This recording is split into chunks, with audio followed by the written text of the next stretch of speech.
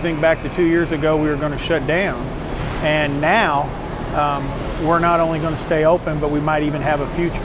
In Bloomington, Indiana, workers on this General Electric assembly line feel like they've been on more of a roller coaster. In early 2008, the management approached us and told us that they would be closing the doors. The news, of course, was devastating to all of our members. At almost 50 years old, I would be looking at trying to find a new career somewhere, which was pretty scary.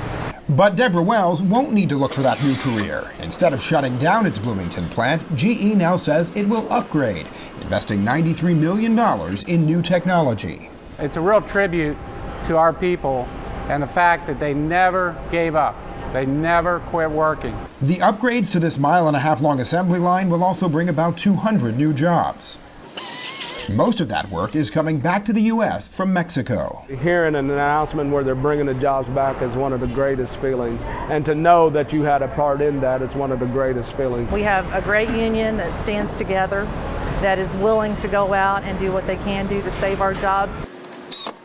The IBEW represents the plant's almost 700 workers. Most of them have been on the job for more than 20 years. We have a lot of dedicated employees in here, and I think if we can get new technology, that'll be a good future for us. Employees will now work alongside GE engineers to build better and more environmentally friendly refrigerators, and they'll take key roles in streamlining the manufacturing process.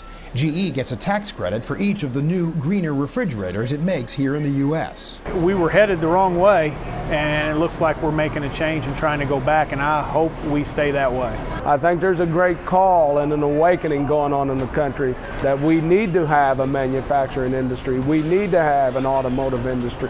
We need to become a country of producers once again.